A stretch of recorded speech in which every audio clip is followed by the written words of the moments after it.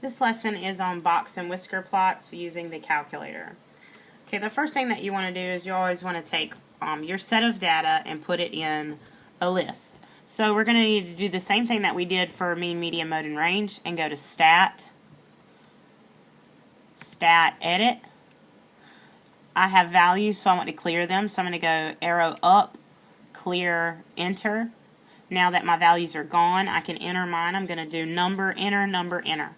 So 5, enter, 64, enter, 67, enter, 71, 74, 76, 82, 82, 93, 97, and 100.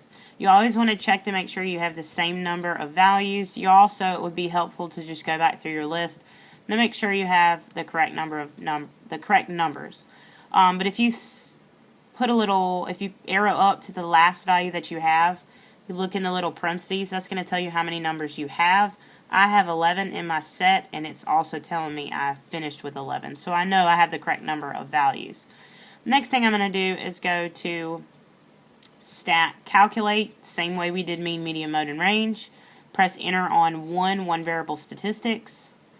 Press enter, and you get your information. Now, for box and whiskers, we need to scroll down to see the Q1, the median, and the Q3. That's what we're going to write down first. Q1 here is 67. Q2, which is the median,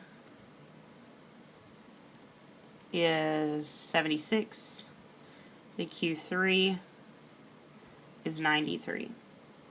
Okay, so that gives us the box. So if we draw our box,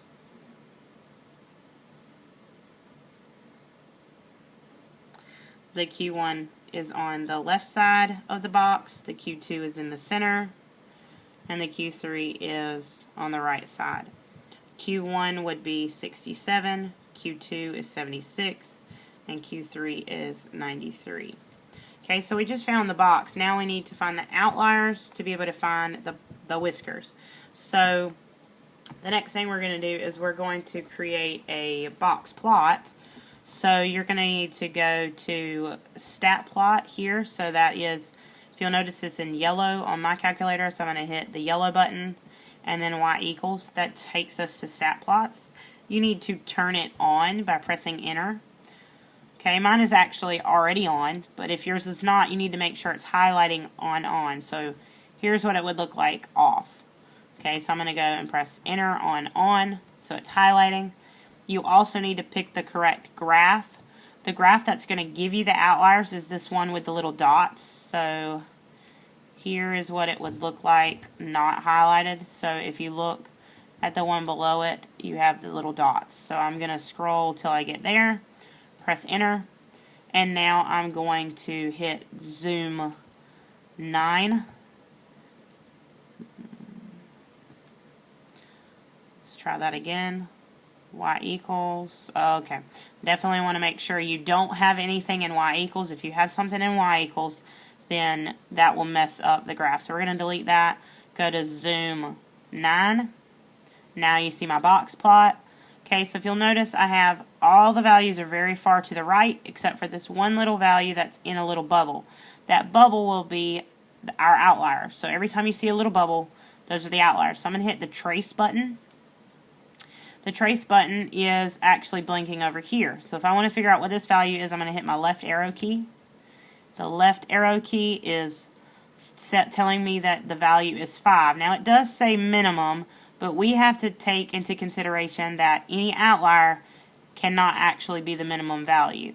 So this outlier would be 5. Then I would go to the box and whiskers to the right. This, even though it just says the value 64, this is now my minimum because it's the lowest value that is not the outlier. So I have just determined that the minimum value is 64. And I figured out that there was an outlier that is 5. Let's find the rest of the information. So if we hit the right arrow key now, if you'll notice we're on the left side of the box. The left side of the box is Q1 and it does say 67. That's correct. Okay, the next spot is the median, which is my Q2, which is 76. That's correct. The right side of the box will be your Q3, which is 93. That's good.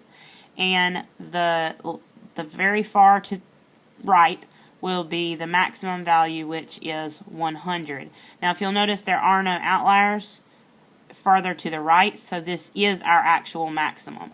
So you know your maximum is at 100, and you had an outlier at 5. So the last thing that you would have to do is finish your whisker at 100 for the maximum. The minimum would be at 64. And 5 should really be way over here, but I'm going to put a little star here. That is our outlier.